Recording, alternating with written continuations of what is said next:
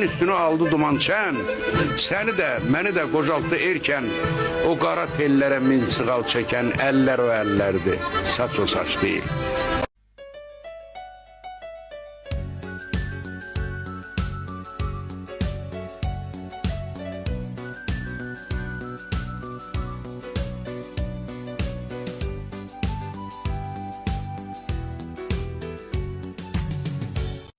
Ehtiyatlı olun, qapılar bağlanır. Növbəti stansiya Qəbələ.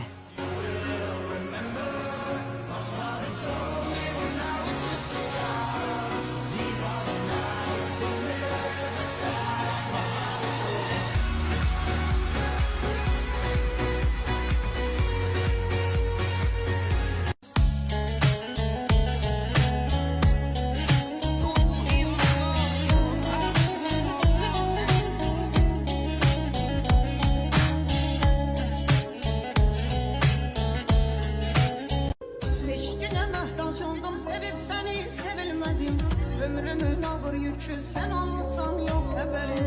Sağalmaz dertlerime şefa gelerdi gün ışın. Hayatım kara mezar olup senin yok haberin. Canımı yandırsan da külüm sana divanedir. Dağılmış köçem sensiz, kalbim sensiz köyün mülkü. Kah çıkarım gökyüzüne, seyrederim alemi. Kah inerim yeryüzüne, seyreder alem beni demiş şair. Hangi şair bu? Seyit Nesimi, iki yeğli. Çok güzelmiş. Mən onu günəşdən təmiz saxladım, canımdan, gözümdən əziz saxladım. Bu kiçik qəlbimdə dəniz saxladım, bir xilqət görmədim, pünhan gecə.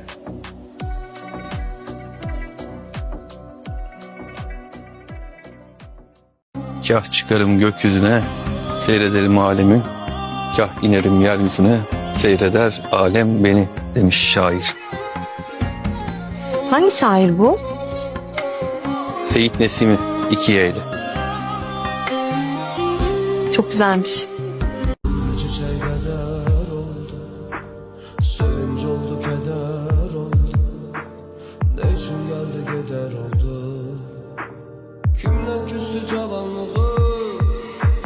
Ömrü çiçek kadar oldu, sevinç oldu, keder oldu. Ne için geldi keder oldu? Kimle küstü?